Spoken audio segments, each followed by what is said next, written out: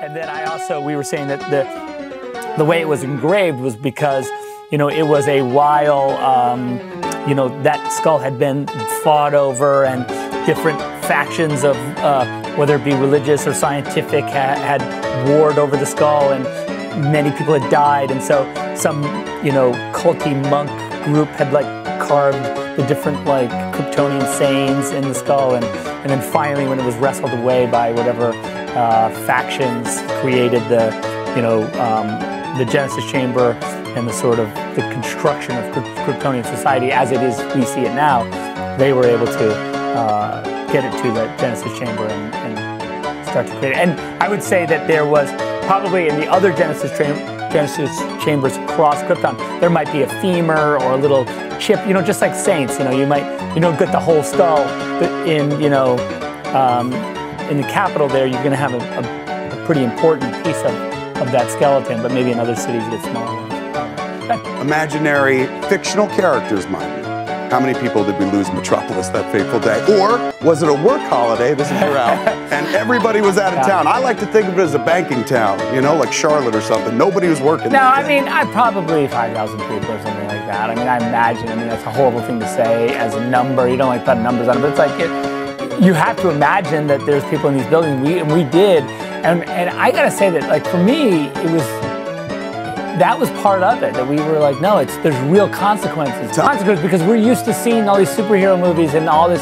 And look, and not to say, you know, not to compare, but if you look at Avengers, they like trash New York City, and no one even mentions the fact that like there's thousands of people dying in there, you know? And I feel like, for me, it is about, that's why there's, like, it's heavy at the end of it. There's like a sadness to the end of the movie. Like, it's not just fun to crash around in the city, that there's a human price. And I think that's the thing that weighs on Superman. And I think it's important. It's not a thing that people are like, oh, you know. They're like, it's danger porn. Yeah. He just likes to see buildings fall. No, there's a reason. He's learning. Let's not forget, he's fighting basically his equal. There's he has no advantage, you know, in this scenario. Zero advantage. As a matter of fact, Zod's a warrior, has trained his entire life, can fight 100 times better than Superman. Technically, he's outgunned in that scenario, and he should lose. And whatever maybe his human side or whatever allows him this, because he can make choices, right? And Zod can't, he's able to win. So I think that's excellent. Yeah, I guess for me, you know, because I was looking at it as you know, sort of both as a singular story, when we said, okay, this is part one, you know, really we need to, the nice thing about it was that we didn't have to rush, we could take our time with introducing everyone, get to know Cora, understand who she is because of what's going to happen in 2, and then, you know, just try and make the story of her sort of finding a home really the kind of story of movie 1, you know, like her returning to Velt and having Velt be, for the first time in her life, a thing that she could call home, which I feel like for anyone is, you know, sort of completes her sort of circle when it comes to her relationship to the village and to herself. And, well, we know, of course, that's going to continue in movie 2, but that was kind of the idea of movie 1 at its sort of heart or thesis. Trademarks. Well, yes, I mean, look, I have a pretty, I don't want to say unique, but a particular point of view, you know, I think, that people have come to sort of see. I don't try and do it. You know what I mean? I don't try and I guess that's what makes it authentic, you know, to some degree, because I'm not trying to go like, oh, we got to do this kind of shot because I'm me, so I got to get my kinds of shots in. I don't really do that at all. I just go like, oh, this is kind of like, let's put the camera here and we'll do this. And that ends up being, I guess, in some ways, a way that I do it. So what those tropes are is, I'm not 100% sure. Slow motion, I guess, what people would say, or, you know, just these kind of big sort of tableaus that I like to do, things like that. No, it's a good question, because we had this sort of basic story, because you can imagine that this sort of story itself, village, bad guys come, we want all your wheat, we'll be back, we need to go find some guys to protect us. Pretty clean. So the work that we did right at first was, I was like, okay, let's just start with like the mother world mythology. Like, what is their creation story? Kind of build their religious, their sort of belief systems, and then from there figure out like why they would want or why they would need to, go out into space and in conquest. And I think that was like that was where we started. And of course, once you start to build out like that, it just goes and goes and goes. And we have quite a timelines, and now we have like all these Bibles for the different worlds, and it's become a library of ideas. So it's really quite fun though, because we really wanted to be careful so that we could we wouldn't contradict ourselves in the future. So we're trying to set our the canon of our world needs to kind of be set, because actually in a lot of ways it all gets you sort of start to see more, even in movie 2, more of it gets filled in of Korra's backstory in the world of the mother world. And maybe because I decided to make them sort of feel like Scandies, because I felt like this sort of these people that would feel like that Korra would feel like an outsider to it, but they were still warm, they're not like crazy. So they still accept her, but she's still the exotic other, even though she's clearly accepted. There's always a balance between sort of entering a completely different culture and trying to assimilate, how they'll take you and whether they'll actually let you in or not. And I think that was sort of I needed a culture that felt closed but still open, and in some ways open, and that also, Sophia as an actress, has an exotic enough quality where she would feel like not like Scandinavian. So it was like those were it's funny. It's like just tricky. And I was thinking about Sophia for a long time, and so I was able to kind of build a lot of that culture sort of around the fact I would have her as the person who's entering this path. Yeah, and I really wanted to make her this kind of not really that clean of a character, like as far as like what has she done? Like she's a necessary evil in some ways for us at the beginning, but then we understand that she also was a victim. She also had this kind of dark journey to get to where she is. And I think that right now for Korra, it's just becoming sort of making choices for herself for kind of the first time, I think is a really interesting place to be. And that they have, in some ways, the Veltians have no idea what they have in their midst. And it's kind of really excited about creating this sort of like Knights Templar vibe to this guy because the concept is that the Jimmies were created to protect Issa, and that exactly what Hopkins says about, they designed these things with this belief system that was, if this child was ever born, we'd have to protect it. And so the genius of the design was, we don't know when this child's coming, but you have to protect the bloodline of the king in order for the child to exist. And so they are fiercely loyal to the king no matter what he does, because they just want the child. And you can imagine that and they've been around for 500 years just waiting for Issa to be born. And then when Issa's born and she's killed, assassinated, they really have a hard time. It's hard when the religion is when your god's killed. So it's kind of fun. It was really fun to sort of create these religious zealots that had no god. I think it's kind of a cool thing for them to be on this journey of self-discovery. Now that we have no religion, now what? I think it's interesting. It was an interesting balance that we had to strike, because I wasn't afraid of there being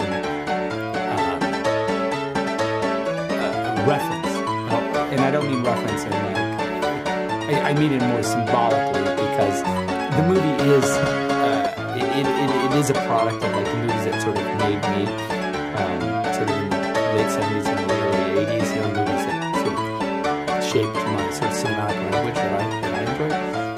And so I didn't want to like shy away from it and be like, oh, it doesn't exist. Also, I felt like it's important in the pantheon of science fiction. Of course, Star Wars is like, you know, a giant reference for everybody.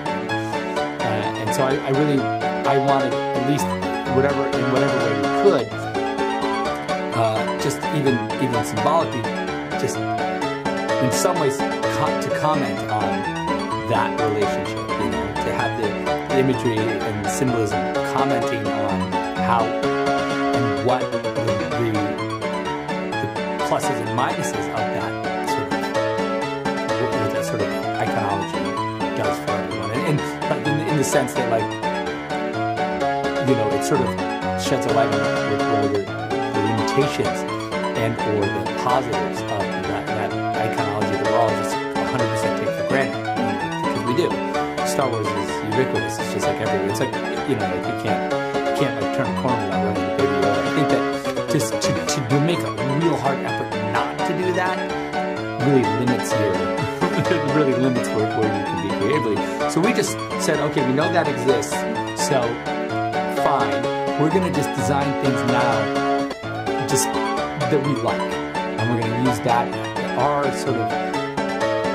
taste level, what we think is cool, and we're not gonna like worry if sometimes those things are. I felt like there was clearly going to be some kind of, at least mythological acknowledgement of Star Wars existence within some sort of design thing, because in a lot of ways I made the movie as it's a bit of a love letter to sort of, you know, late 70s, early 80s kind of fantasy, sci-fi, you know, whether it be Excalibur or whether it be, you know, Star Wars or Empire or, you know, Conan the Barbarian, whatever. You know, there's a lot of that in it, sort of, because it's science fantasy, you know, it has that. We don't really have any... Sure, Jan. There's no real hard science in it, you know, it's like, how do the spaceships work? I don't care. You know, like, it's not really about that.